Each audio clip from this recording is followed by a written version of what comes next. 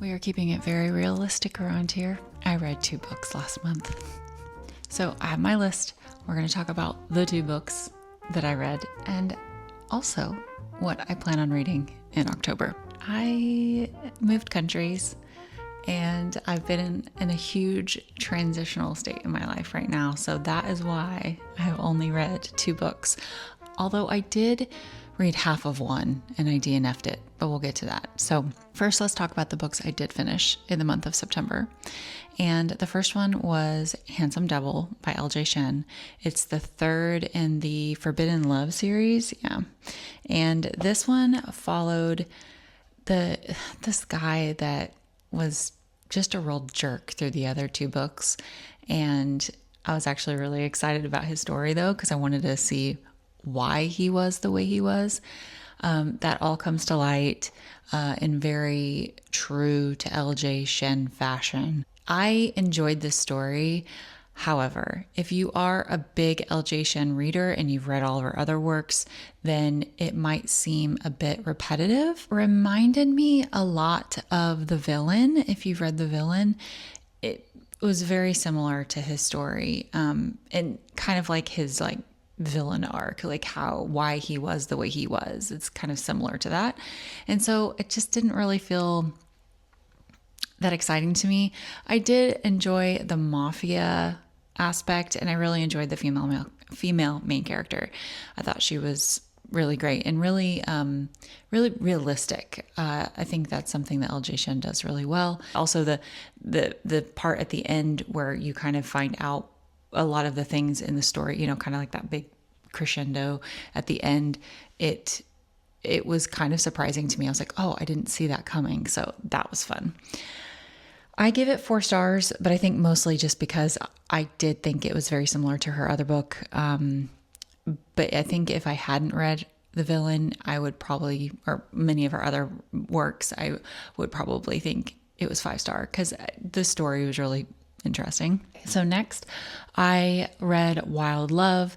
I had actually picked this up probably, I don't know, maybe a year ago, 7 months ago. Tried to read it and DNF'd it. It's like a soft DNF because I do really enjoy Elsie Silver's writing and I want to read the rest of the series. And so I didn't want to skip out on the first book. So I ended up picking up the audio, read the audio. It was okay. It was not my favorite.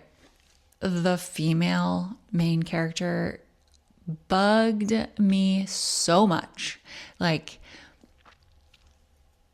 I didn't buddy read it, but I read it very closely after my friend Jessica, and she totally agreed with me. I almost DNF'd it because the girl was so annoying. I just didn't like how bratty she was. She was just really bratty. But the male voice is Zachary Weber, and he just makes everything good. So I was able to I skipped some of her parts, I'm going to be really honest, because she was just that annoying to me. But the story overall was good, and I do want to read on. My friend has read the entire series, and she said that it's good. So got through that one. But yeah, Wild Love, I think I give it 3 stars because it was just kind of mid. So to the book that I DNF'd, and I actually talk about it in my next vlog that's coming out later this week. It's Hungerstone. I think about halfway through, maybe even a little more than halfway. I couldn't do it. It wasn't the horror elements at all. In fact, that was kind of not even really an issue. I didn't even feel like it was really that much of a horror. It was so depressing. And I actually say this in the vlog too. It reminded me a lot of My Year of Rest and Relaxation. I DNF'd that as well because I just couldn't take how depressed the girl was.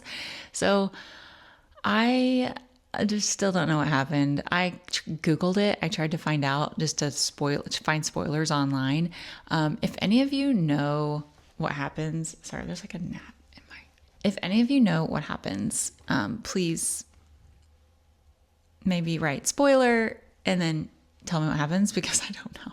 I still don't know. It was boring too. It was boring. Facts. That's how I feel. Okay. Now On to the current month that we are in, October. I have a very reasonable and short TBR. This is a very doable. I think this is very doable because I am usually I'll like do probably like 6 to 8 books and then I pick from those. I'm not saying I'm reading all of those. Those are just the books I would like to choose from. I am not one of those people that can read a bajillion books in a week, and that's okay. Everyone's different. So for me, right now I'm reading The Spell Shop. I'm buddy reading that with my friend Kat. She has a channel here on YouTube. It is wonderful and you must go check it out. I will link it below. So we're buddy reading that. I'm on, I think, chapter 9 right now and really, really enjoying it. There is a few elements that I was like, but for the most part, it is such a good book. It's so cozy and it's perfect for this time of year. So if you're looking for something that is kind of gets you into that fall cozy season, this is like, yes, read The Spell Shop. The next one is In the Company of Witches. This is by Arlie Wallace. So I actually finally got my copy of the audio from my library and I started listening to it.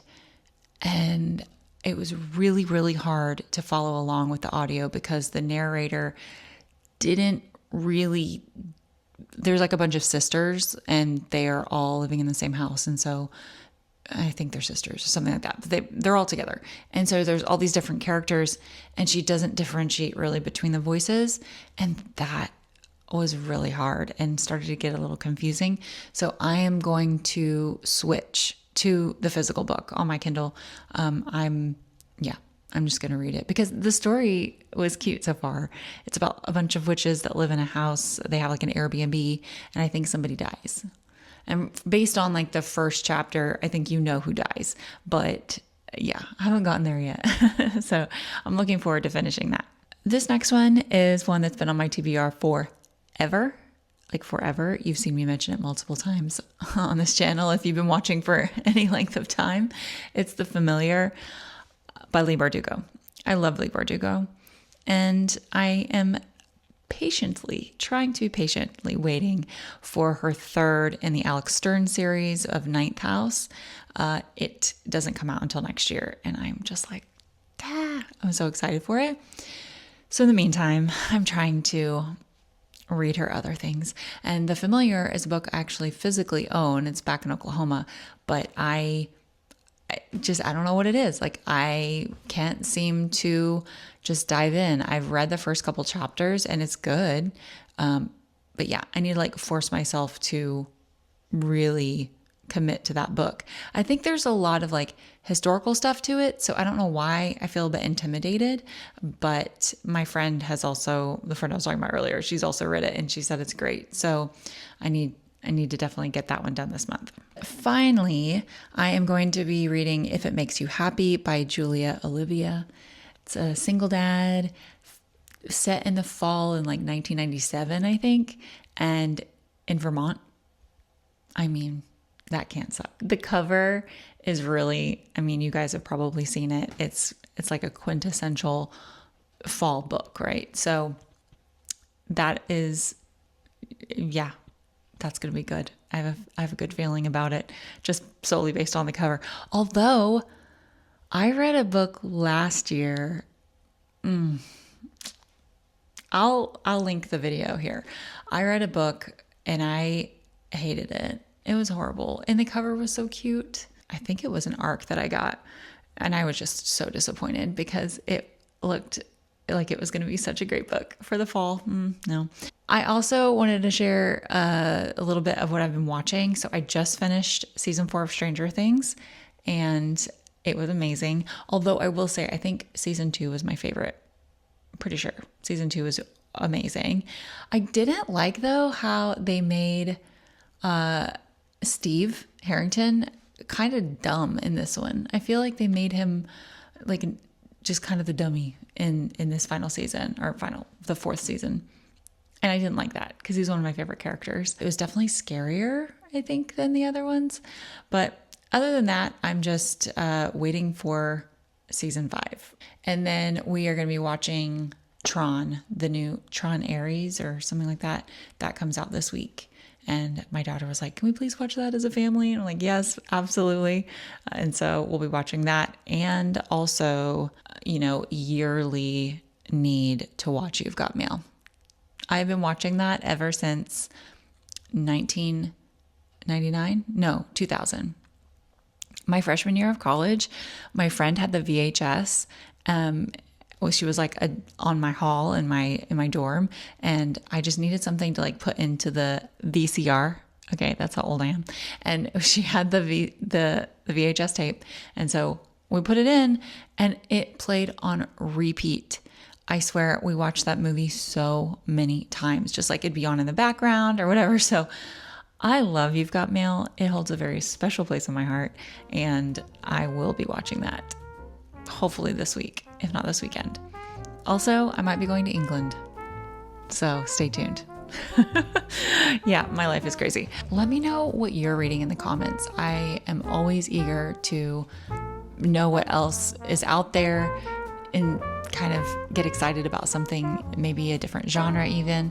Although, please let there be romance, because there always needs to be in some aspect. So, okay, thank you for watching, and I will see you in the next video. Bye.